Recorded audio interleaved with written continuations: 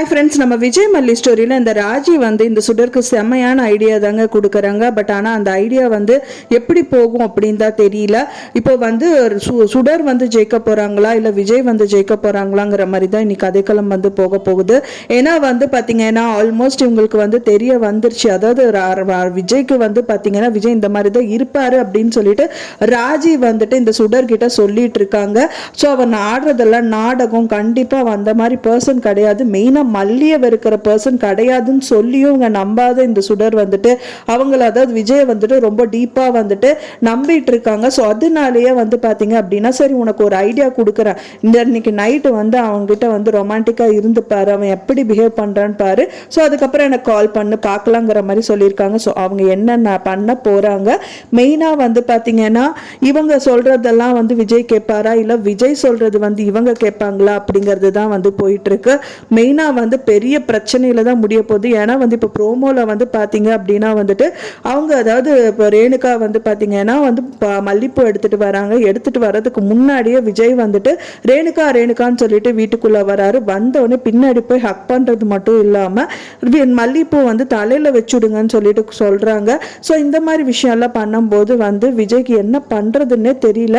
மல்லி ஒரு சின்ன விஷயத்துல கூட மல்லி கையை பிடிச்சிட்டு வந்ததே அவங்களுக்கு வந்து டென்ஷன் ஆயிருக்கும். இருந்தாலும் விஜய் வந்து கண்ணடிச்சதுனால ஓகே அப்படின்னு சொல்லிட்டு அவங்க கண்ட்ரோல் பண்ணியிருப்பாங்க. இருந்தும் வந்துட்டு சுடர் தெரிஞ்சதுக்கு அப்புறமும் வந்து நீங்க அலோவ் பண்ணிட்டு இருக்கீங்களா அப்படிங்கிற மாதிரி தான் அவங்களோட பார்வை கூட இருந்துச்சு அப்படின்னே சொல்லலாம். ஸோ இப்படியெல்லாம் பண்ணிட்டு இருக்காங்க அப்படின்னு தெரிஞ்சா மல்லி அவ்வளோதாங்க, ரொம்பவே கொதிச்சு போயிடுவாங்க. ஃபர்ஸ்ட் விஜயும் இதுக்கெல்லாம் வந்துட்டு இணங்க மாட்டாரு. ஸோ அவங்க என்ன பண்ணுவாங்க அப்படிங்கிறது தான் பயங்கரமா வந்து ஒரு இதாக இருக்க போகுது அப்படின்னே சொல்லலாம். ஸோ இதில் வந்து சுடர் தான் வந்து ஜெயிப்பாங்களா இல்லை விஜய் தான் ஜெயிப்பாங்களா அப்படின்னு தெரியல. கண்டிப்பாக விஜய் வந்து இதுக்கு அலோவ் பண்ண மாட்டாரு.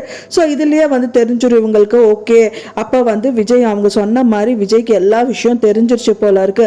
நம்ம வந்து நீ இந்த வாழ்க்கை வாழணும் அப்படின்னா கண்டிப்பா நடக்காது, பணத்தை எல்லாம் சுருட்டிட்டு வீட்டு விட்டு கிளம்பிடலாம் அப்படிங்கிற மாதிரி தான் நினைப்பாங்க. ஸோ அதுக்காக என்ன பண்ணுவாங்க அப்படின்னு பார்த்தீங்கன்னா லாக்கர்ல இருக்கிற பணத்தை எல்லாம் வந்துட்டு ஓவர் த நைட்லேயே வந்து எல்லாத்தையும் தூக்கி போட்டு பேக்ல எடுத்துட்டு போகலாம் அப்படிங்கிற மாதிரி நினைப்பாங்க. ஃபைனலா விஜய் பார்க்குறாரோ இல்லையா, இந்த கதிரேஷன் கண்டிப்பா பார்க்கணும். பார்த்துட்டான்னா கையும் களமா மாட்டுனாங்க.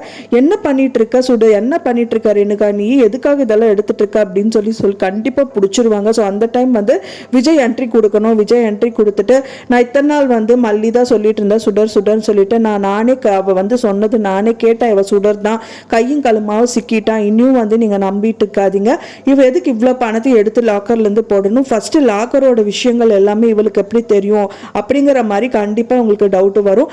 ஆமா மாப்பிள்ள, எனக்கு லாக்கரோட இது வந்து என் ரெண்டு பொண்ணுகளுக்குமே எந்த ஒரு விஷயமும் தெரியாது.